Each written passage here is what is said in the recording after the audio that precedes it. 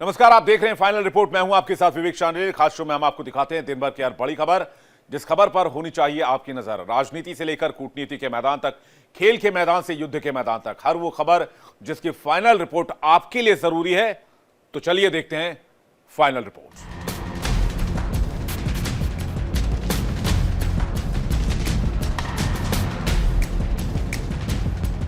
बड़ी खबर है गोवा कांड को लेकर।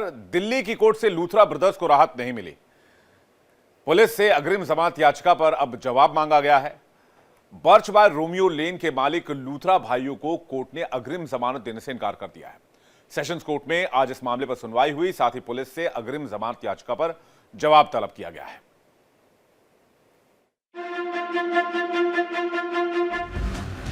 दिल्ली की रोहिणी कोर्ट ने लूथरा ब्रदर्स को अंतरिम राहत देने से इनकार कर दिया है। कोर्ट ने पुलिस से अग्रिम जमानत याचिका पर जवाब मांगा है। दरअसल बर्च बाय रोमियो लेन के मालिक लूथरा भाइयों ने अग्रिम जमानत के लिए अर्जी दी थी। इसके बाद सेशंस कोर्ट में बुधवार को इस मामले में सुनवाई हुई। गोवा के मुख्यमंत्री प्रमोद सावंत के हवाले से कई रिपोर्ट्स में कहा गया है कि अरपोरा नाइट क्लब चलाने वाले भाइयों की बीच पर बनी झोपड़ी को गिराया जाएगा, जहां पिछले हफ्ते भयानक आग लगने से 25 लोगों की मौत हो गई थी। अधिकारियों ने कहा कि वागा टोर में रोमियो लेन को बुलडोजर से गिरा दिया जाएगा, क्योंकि रेस्टोरेंट जो कथित तौर पर सरकारी जमीन पर बना था, उसे अधिकारियों ने सील कर दिया है। वहीं दूसरी तरफ लूथरा बंधुओं के खिलाफ 7 सितंबर को लुकआउट सर्कुलर नोटिस जारी कराने के बाद सीबीआई के इंटरपोल ने थाईलैंड की सुरक्षा एजेंसियों से संपर्क कर दोनों भाइयों के बारे में जल्द से जल्द जानकारी उपलब्ध कराने को कहा है। इंटरपोल ने लूथरा बंधुओं के खिलाफ ब्लू नोटिस भी जारी कर दिया है। ब्लू नोटिस का मतलब है कि आरोपियों की पहचान, उनकी लोकेशन और उनकी गतिविधियों के बारे में जानकारी जुटाना। इंटरपोल ने फुकेट पुलिस से कहा है कि वो लूथरा बंधुओं को पकड़कर जल्द ही हिरासत में ले लें और इसकी सूचना गोवा पुलिस को दे दें। नाइट क्लब में आगजनी की घटना के तुरंत बाद लूथरा ब्रदर्स मुंबई से इंडिगो एयरलाइंस से रविवार तड़के ही भारत से फुकेट भाग गए थे। जानकारी के मुताबिक गोवा पुलिस ने पंजाबी बस्ती सब्जी मंडी से सोमवार सुबह भरत कोहली नाम के जिस मैनेजर को गिरफ्तार किया है, वो सौरभ लूथरा की कार भी चलाता था। इससे पहले भरत के पिता भी सौरभ के पिता की गाड़ी चलाते थे। सूत्रों के मुताबिक सौरभ लूथरा ने गोवा में भरत के नाम पर भी कुछ क्लब के लाइसेंस लिए थे, इसलिए लूथरा ब्रदर्स ने birch by Romeo Lane night club के ऑपरेशनल काम देखने की जिम्मेदारी भरत कोहली को सौंप रखी थी। Bureau report, India daily. संसद के शीतकालीन सत्र में आज फिर से प्रधानमंत्री कार्यालय में पीएम मोदी, अमित शाह और राहुल गांधी की 88 मिनट तक एक बैठक हुई। इस बैठक में क्या हुआ, क्यों ये बैठक बुलाई गई थी, राहुल गांधी को इस बैठक में क्यों बुलाया गया था, आइए देखते हैं एक रिपोर्ट। प्रधानमंत्री कार्यालय का एक कमरा और 88 मिनट तक राहुल गांधी के साथ पीएम मोदी और अमित शाह की बैठक। संसद में वंदे मातरम और चुनाव सुधार पर चल रही चर्चा के बीच बुधवार को कांग्रेस नेता के साथ हुई ये बैठक चर्चा के केंद्र में बनी है। लोग कयास लगा रहे हैं कि आखिर पीएम मोदी और अमित शाह की राहुल गांधी के साथ में इस बैठक में क्या हुआ। इस बैठक में भाग लेने के लिए राहुल गांधी बुधवार को दोपहर प्रधानमंत्री कार्यालय पहुंचे। जानकारी के अनुसार बैठक बुधवार दोपहर 1:07 पर हुई, जो करीब 2:30 बजे समाप्त हुई। ये बैठक चली लगभग 88 मिनट तक। अब चर्चा है कि इस बैठक में आखिर हुआ क्या। सामने आई जानकारी के अनुसार ये बैठक देश के नए मुख्य सूचना आयुक्त के चयन को लेकर हुई। केंद्रीय सूचना आयोग यानी कि CIC में मुख्य सूचना आयुक्त समेत अभी 8 पद खाली हैं। कुछ महीनों पहले तक हीरालाल सामरिया भारत के मुख्य सूचना आयुक्त थे, लेकिन 13 सितंबर 2025 को सामरिया के रिटायर होने के बाद से मुख्य सूचना आयुक्त का पद खाली है। दरअसल बुधवार को पीएमओ में हुई इस बैठक की लंबी टाइमिंग को लेकर चर्चाओं का दौर चल रहा है, क्योंकि जानकारी सिर्फ मुख्य चुनाव आयुक्त की नहीं थी। 88 मिनट के बाद जब राहुल गांधी पीएमओ से निकले, तब पता चला कि इस बैठक में मुख्य सूचना आयुक्त, 8 सूचना आयुक्त और 1 सतर्कता आयुक्त की नियुक्तियों पर चर्चा हुई। खबरों की माने तो कांग्रेस नेता राहुल गांधी ने इन सभी नियुक्तियों पर अपनी आपत्ति दर्ज कराई है। कांग्रेस नेता ने लिखित में अपनी आपत्ति दर्ज कराई। इससे पहले जब भी नियुक्तियों को लेकर बैठक हुई तो विपक्ष का नेता होने के नाते चाहे खड़गे हो या राहुल, उन्होंने अपनी आपत्तियां दी। इस बार भी ऐसा ही हुआ। Bureau report, India daily. चुनाव सुधार और एसआईआर पर लोकसभा में चर्चा के दौरान गृह मंत्री अमित शाह और नेता प्रतिपक्ष राहुल गांधी के बीच तीखी बहस हो गई। यहां तक कि शाह की स्पीच के दौरान राहुल ने उन्हें डिबेट का चैलेंज भी दे दिया।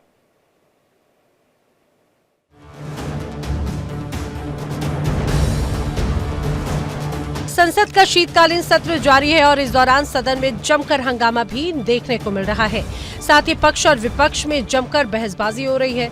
बुधवार को गृह मंत्री अमित शाह चुनाव सुधार पर चर्चा कर रहे थे और इसी दौरान जवाब देते हुए उन्होंने कहा कि चुनाव के लिए चुनाव आयोग जिम्मेदार है। ये व्यवस्था जब बनी तब हम थे ही नहीं। उन्होंने कहा कि चुनाव आयोग संवैधानिक संस्था है और अनुच्छेद 324 में चुनाव आयुक्त को विशेष अधिकार दिए गए हैं। 73 साल तक इस देश में चुनाव आयोग की नियुक्ति का कोई कानून नहीं था। नियुक्ति प्रधानमंत्री सीधी कर देते थे।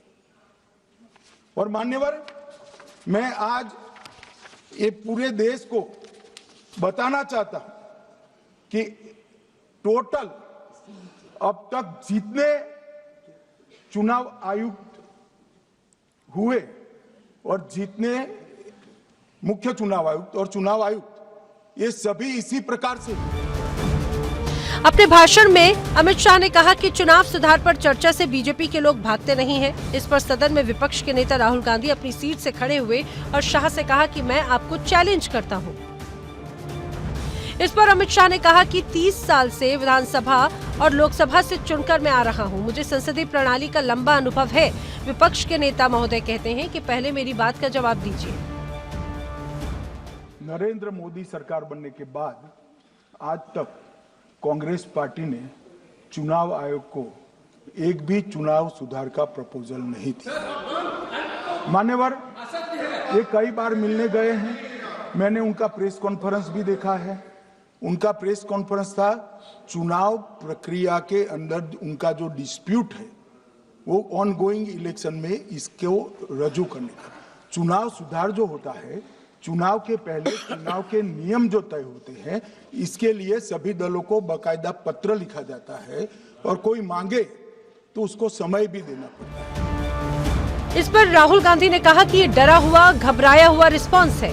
उन्होंने कहा कि ये सच्चा रिस्पांस नहीं है। अमित शाह ने कहा कि मैं उनके माथे पर चिंता की लकीरें साफ देख रहा हूं। क्या बोलूंगा? उनके उकसावे में नहीं आऊंगा, अपने क्रम से बोलूंगा।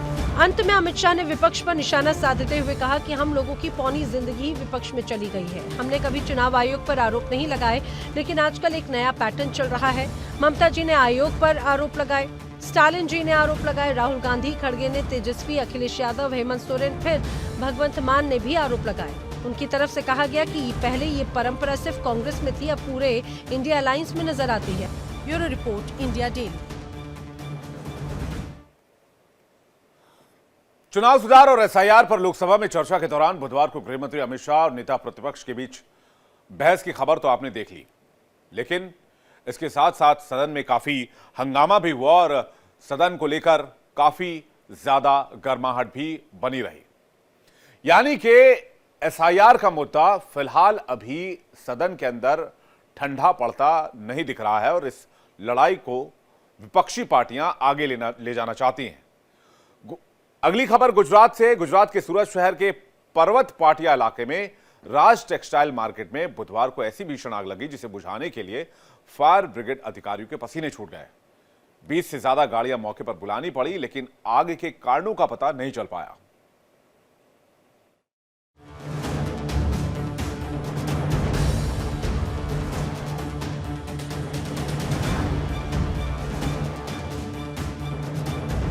गुजरात में सूरत की टेक्सटाइल मार्केट में भीषण आग लगी है। जानकारी के अनुसार शहर के पर्वत पाटिया इलाके की राज टेक्सटाइल मार्केट में आग लगने की घटना हुई है। आग को बुझाने के लिए मौके पर 15 से 20 फायर ब्रिगेड की गाड़ियां पहुंची, तब कहीं जाकर बड़ी मुश्किल से आग पर काबू पाया गया।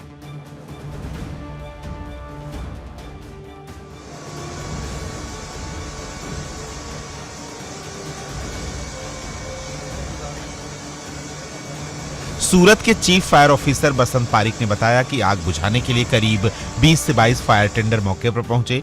आग पर पूरी तरह काबू पा लिया गया है और कूलिंग का काम भी चल रहा है।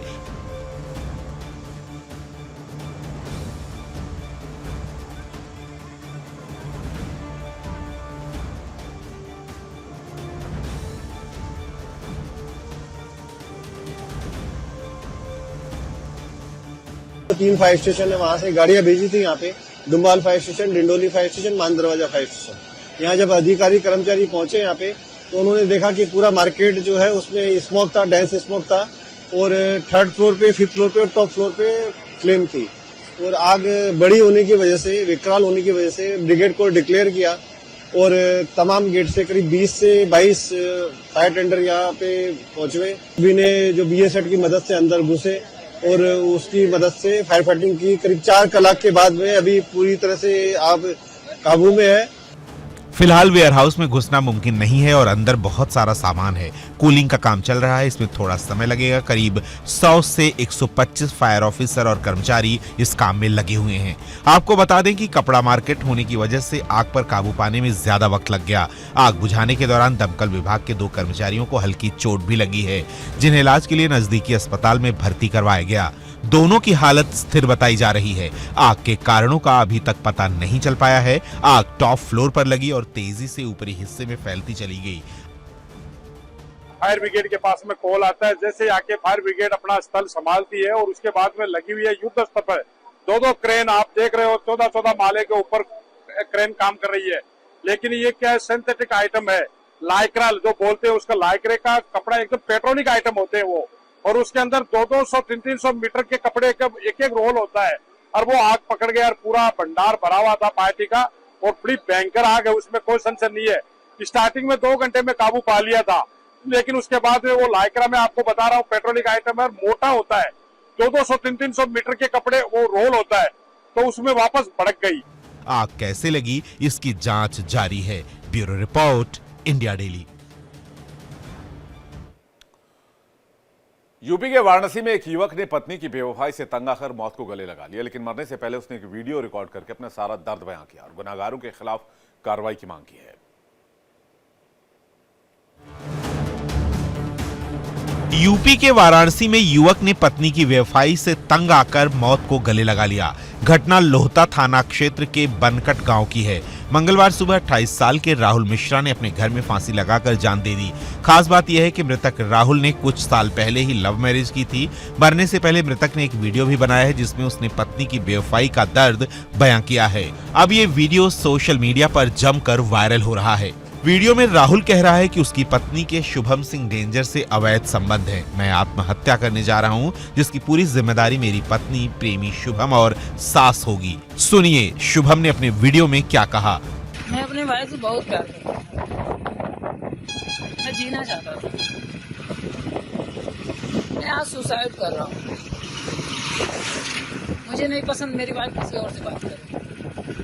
शुभम सिंह डेंजर मेरे वाइफ को यूज करने के लिए बरगला रहा है। वीडियो में आगे राहुल ने आरोप लगाया कि आज पुरुषों की कोई सुनवाई नहीं हो रही है। उसने सवाल उठाया कि क्या सिर्फ महिलाओं का ही उत्पीड़न हो रहा है। 2014 के बाद से पुरुषों का उत्पीड़न किया जा रहा है। मेरी पत्नी ने 4 बार मुझे थाने में ले जाकर पिटवाया। उसके बावजूद मैंने अपनी पत्नी को नहीं छोड़ा। मैं जीना चाहता था, मगर अब कोई रास्ता नहीं बचा। अपने जवान बेटे को खोने वाली राहुल की मां रानी देवी का आरोप है कि बेटे की पत्नी का किसी अन्य युवक से अवैध संबंध था और दोनों मिलकर उसे लगातार मानसिक प्रताड़ना देते थे, जिससे तंग आकर उसने ये कदम उठाया। मृतक की मां की लिखित तहरीर पर लोहता पुलिस ने पत्नी, उसके कथित प्रेमी और सास के खिलाफ मुकदमा दर्ज कर लिया है। देखिए, राहुल जी हैं जो लोहता में रहने वाले, इन्होंने मानसिक प्रताड़ना के चलते सुसाइड किया और उसका एक सुसाइड से पहले का वीडियो भी वायरल हुआ है जिसमें वो कई लोगों के नाम लेते हुए बताया जा रहा है। तो मृत्यु उपरांत इनकी माताजी ने हमें तहरीर दी जिसपे कि तिनकुचे IPC 108 BLS की धारा लगाई गई, मुकदमा लिखा गया और 3 लोगों को नामजद किया गया है जिनका नाम वो वीडियो में भी मानसिक प्रताड़ना या अदरवाइज हैरेसमेंट के जिन पर आरोप लगा है। 3 लोगों को नामजद करके और मुकदमा पंजीकृत को काबिज किया है। तहरीर प्राप्त हुई है, उसके अनुसार जो 3 लोग हैं उसमें उनकी वाइफ भी है, एक अनदर पुरुष है जिनका संभवतः वाइफ के साथ वार्ता होती थी और उनकी सास जिनके ऊपर आरोप लगा है और उन्हीं 3 नामजद है। पुलिस ने राहुल के शव को कब्जे में लेकर पोस्टमार्टम के लिए भेज दिया है। फॉरेंसिक टीम ने मौके पर पहुंचकर साक्ष्य जुटाए हैं। परिजनों ने बताया कि मृतक अपने माता पिता की इकलौती संतान थी, जिसके जाने से परिवार को गहरा सदमा लगा है। वाराणसी में कथित पत्नी की बेवफाई के चलते एक शख्स ने आत्महत्या कर ली। बता दें मामला बीती रात का है और वाराणसी के लोहता थाना अंतर्गत का है, जहां पे एक शख्स ने 7 मिनट 29 सेकंड का एक वीडियो बनाया। उस वीडियो में उसने अपने पत्नी की बेवफाई का जिक्र किया। बता दें कि उसने कहा कि जब से उसकी पत्नी घर छोड़ के गई है उसके बाद उसकी बातचीत शुभम सिंह उर्फ डेंजर नामक शख्स से होती है। पति का साफ तौर पे ये आरोप था कि पत्नी का अफेयर उस शख्स के साथ चलता है, जिससे वो पति मायूस हो चुका था, परेशान था। पत्नी को मना भी किया मगर पत्नी ने उसकी एक न सुनी। इसके बाद उसने एक और बात कही कि उसे अपने बच्चे से भी मिलने नहीं दिया जाता है, पत्नी द्वारा उसके बच्चे को उससे दूर रखा जाता है। इस वजह से भी वो शख्स मायूस था और उसने ये भी बताया कि कर्ज का भी उस पर भारी दबाव है। इसके चलते उस व्यक्ति ने आत्महत्या कर ली। फिलहाल युवक का नाम है वो राहुल बताया जा रहा है और राहुल के माता की तहरीर पर और उसके वीडियो के आधार पर उसकी पत्नी और उस शख्स जिसका नाम शुभम सिंह डेंजर बताया जा रहा है उस पर मुकदमा पंजीकृत कर लिया गया है और शव को पोस्टमार्टम के लिए भेज दिया गया है। वाराणसी से इंडिया डेली के लिए नित्यानंद मिश्रा। महिलाओं को लेकर आए दिन आपत्तिजनक बयान देने वाले प्रसिद्ध कथावाचक अनिरुद्धाचार्य को अब कोर्ट के चक्कर लगाने पड़ सकते हैं, क्योंकि अब उनके वही सब बयान उनके लिए गले की फांस बनते जा रहे हैं। प्रसिद्ध कथावाचक अनिरुद्धाचार्य किसी पहचान के मोहताज नहीं। अक्सर उनका कोई न कोई बयान या वीडियो वायरल होता है और सुर्खियां बन जाता है। कभी हंसाने वाला होता है तो कभी विवाद पैदा करने वाला। कुछ महीने पहले भी कथावाचक महिलाओं पर विवादित बयान देकर काफी चर्चाओं में रहे थे। क्यों? क्योंकि अब लड़कियां लाते हैं 25 साल की। अब 25 साल की लड़की 4 जगह वो मुंह मार चुकी होती है, सब नहीं पर बहुत। और वो 25 साल की जब तक आती है तो पूरी जवान होके आती है। जब जवान होके आएगी तो स्वाभाविक है कि वो अपनी जवानी कहीं ना कहीं तो वो उसकी जवानी फिसल जाएगी या जाएगी। जैसे कि अभी एक लड़के के संग हनीमून मनाने गई, परंतु वो किसी और के साथ वो रह चुकी थी, उसके साथ चक्कर था। वो ड्रम वाला केस अभी पुराना हुआ नहीं ज्यादा। वही बयान उनके गले की फांस बनते जा रहे हैं। अदालत ने उन पर शिकंजा कस दिया है। मथुरा में सीजीएम कोर्ट ने उन पर वाद दर्ज कर मुकदमा चलाने की अनुमति दे दी। इस मामले में अगली सुनवाई 1 जनवरी को सीजीएम न्यायालय में होगी। समझिए कौन है कथावाचक अनिरुद्धाचार्य। प्रसिद्ध कथावाचकों में से एक है अनिरुद्धाचार्य। भागवत कथा और धार्मिक प्रवचनों के लिए प्रसिद्ध हैं। वृंदावन में गौरी गोपाल आश्रम के संस्थापक हैं। आश्रम में वृद्धों की देखभाल जैसे सामाजिक कार्य करते हैं। अनिरुद्धाचार्य का बचपन का नाम अनिरुद्ध राम तिवारी है। मध्य प्रदेश के दमोह जिले के रिवांझा गाँव के रहने वाले हैं। महिला अधिवक्ताओं ने दरअसल शिकायत की। महिला आयोग ने मामले का संज्ञान लिया। आगरा जिला अध्यक्ष मीरा राठौर ने शिकायत की, उस पर उस समय केस दर्ज नहीं किया गया। अब एसएसपी मथुरा जिला अधिकारी को लिखित प्रार्थना पत्र दिया गया। जब कार्रवाई नहीं हुई तो मथुरा कोर्ट ने मामले का संज्ञान लिया। दरअसल अक्टूबर महीने में कथावाचक अनिरुद्धाचार्य ने सोशल मीडिया पर प्रसारित एक वीडियो में महिलाओं पर अभद्र टिप्पणी की थी। उन्होंने बेटियों पर टिप्पणी करते हुए कहा था, आजकल की बेटियों की शादी 25 वर्ष में होती है, तब तक वो कई जगह पर मुंह मार चुकी होती हैं। इस मामले के तूल पकड़े जाने पर जमकर हंगामा हुआ। मामले को लेकर थाना वृंदावन कोतवाली में तहरीर दी गई और मामले की जाँच आगे बढ़ी। Bureau report, India daily. Pakistan के कुख्यात गैंगस्टर शहजाद भट्टी का एक ऑडियो वायरल हो रहा है और उसने इस बार निशाने पर लिया है भारत के कुख्यात गैंगस्टर लॉरेंस बिश्नोई को। इस नए ऑडियो में शहजाद भट्टी ने न सिर्फ लॉरेंस पर संगीन आरोप लगाए हैं बल्कि खुली धमकी भी दी है। भट्टी का कहना है कि अगर लॉरेंस ने दोबारा पाकिस्तान की तरफ गलत नीयत से देखा तो अंजाम पहले से कहीं ज्यादा खतरनाक होगा। लॉरेंस बिश्नोई अपनी औकात च रह जिन्ने की जिद्दा तू है। पाकिस्तान के कुख्यात गैंगस्टर शहजाद भट्टी का एक और धमाकेदार ऑडियो सामने आया है और इस बार निशाने पर है भारत का कुख्यात गैंगस्टर लॉरेंस बिश्नोई। इस नए ऑडियो में शहजाद भट्टी ने न सिर्फ लॉरेंस पर संगीन आरोप लगाए बल्कि खुली धमकी भी दी। भट्टी का कहना है कि अगर लॉरेंस ने दोबारा पाकिस्तान की तरफ गलत नीयत से देखा तो अंजाम पहले से कहीं ज्यादा खतरनाक होगा।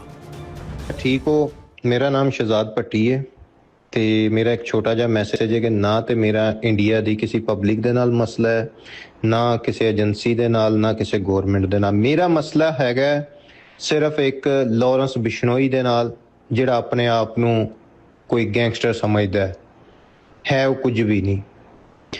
ਲੌਰੈਂਸ ਬਿਸ਼ਨੋਈ ਨੇ ਮੇਰੇ ਮੁਲਕ ਪਾਕਿस्तान ਦੇ ਉੱਪਰ बुरी नज़र रखी। इन्हें हवाले के जरिए ਪੈਸਾ ਟ੍ਰਾਂਸਫਰ ਕੀਤਾ ਉੱਥੇ ਦਹਿਸ਼ਤਗਰਦੀਆਂ ਕਰਵਾਉਣ ਵਾਸਤੇ ਕੁਝ ਦਿਨ ਪਹਿਲੇ, ਜਿੱਦਾਂ ਕਿ ਮੇਨ ਬੰਦਾ ਜਿਹੜਾ ਸੀ ਦੁਬਈ 'ਚ ਬੈਠਾ ਸੀ, ਜਿਹੜਾ ਕਿ ਅੱਜ ਹੁਣ इस दुनिया च नहीं रहा। पाकिस्तानी गैंगस्टर शहजाद भट्टी का 4 मिनट 21 सेकंड का एक ऑडियो सोशल मीडिया पर तेजी से वायरल हो रहा है। इस ऑडियो में भट्टी ने लॉरेंस बिश्नोई के खिलाफ जमकर जहर उगला। शहजाद भट्टी ने बिना नाम लिए इस बात का इशारा किया कि दुबई में लॉरेंस के एक खास गुर्गे की हत्या कोई छोटी वारदात नहीं थी, बल्कि लॉरेंस को उसके अपनी करतूतों का नतीजा मिला है। पाक गैंगस्टर भट्टी यही नहीं रुका, उसने आरोप लगाया कि लॉरेंस दुबई में बैठकर अपने गुर्गों के जरिए पाकिस्तान में दहशत फैलाने की साजिश कर रहा था और सीधे धमकी देते हुए बोला कि अगर एक बार भी पाकिस्तान की तरफ गंदी नजर उठाई तो जवाब 2 गुना 3 गुना मिलेगा। जिदा के मेन बंदा ਜਿਹੜਾ ਸੀ ਦੁਬਈ 'ਚ ਬੈਠਾ ਸੀ, ਜਿਹੜਾ ਕਿ ਅੱਜ ਹੁਣ ਇਸ ਦੁਨੀਆ 'ਚ ਨਹੀਂ ਰਿਹਾ। ਇਹਨੇ ਅਜੇ ਕੋਸ਼ਿਸ਼ ਕੀਤੀ ਹੈ ਮੇਰੇ ਮੁਲਕ ਦੇ ਵਿੱਚ ਇਸ ਤਰ੍ਹਾਂ ਦੇ ਕੰਮ ਕਰਵਾਉਣ ਦੀ, ਤੇ ਇਹਨੂੰ ਰਿਜ਼ਲਟ ਮਿਲ ਗਿਆ। ਅਗਰ ਇਹ ਦੁਬਾਰਾ ਵੀ ਐਵੇਂ ਦੀ ਬੁਰੀ ਨਜ਼ਰ ਉਧਰ ਨੂੰ ਕਰੇਗਾ ਤੇ ਇਸ ਨਾਲੋਂ ਦੁਗਣਾ ਤਿਗਣਾ ਜਵਾਬ ਦੇਵਾਂਗਾ। भट्टी का आरोप है कि लॉरेंस ने अपने भाई अनमोल बिश्नोई को बचाने और ग्रीन कार्ड दिलाने के लिए FBI के साथ डील की और भारत की अहम जानकारियां लीक की। एक तरफ दुबई और भारत में फैला लॉरेंस का नेटवर्क है, तो दूसरी तरफ पाकिस्तान में बैठा शहजाद भट्टी है। दोनों गैंगस्टरों के बीच हर रोज बढ़ती दुश्मनी अब खुलेआम धमकियों में बदल चुकी है। इंटेलिजेंस एजेंसियां भी इन ऑडियो क्लिप्स पर नजर बनाए हुए हैं, क्योंकि इसमें इंटरनेशनल गैंग वॉर के संकेत साफ दिखाई दे रहे हैं। एक और भारत से लेकर दुबई तक फैला गैंगस्टर लॉरेंस बिश्नोई का नेटवर्क, तो दूसरी ओर पाकिस्तान में बैठा पाकिस्तान का सबसे बड़ा गैंगस्टर शहजाद भट्टी। जैसे जैसे दिन बीत रहे हैं वैसे वैसे दोनों के बीच दुश्मनी भी लगातार बढ़ती जा रही है। अब ये दुश्मनी खुलेआम आरोपों और धमकियों में बदल चुकी है। फिलहाल जिस तरीके से दोनों ओर से धमकियां दी जा रही हैं, उसे देखते हुए भारत की एजेंसियां अलर्ट हो गई हैं और लॉरेंस बिश्नोई और अनमोल बिश्नोई की सिक्योरिटी को लेकर लगातार नए नए कदम उठाए जा रहे हैं। वीडियो जर्नलिस्ट रविंदर के साथ रजनीश शर्मा, इंडिया डेली, दिल्ली। हालांकि एक बात यहां साफ कर देना चाहते हैं, India daily Pakistani gangster Shahzad Bhatti के वायरल ऑडियो की पुष्टि नहीं करता है। सोशल मीडिया पर किए गए दावों के आधार पर हमने ये ऑडियो आपको सुनवाया है। भारतीय जांच एजेंसियां भी इस ऑडियो की जांच कर रही हैं। बुलेटिन में फिलहाल इतना।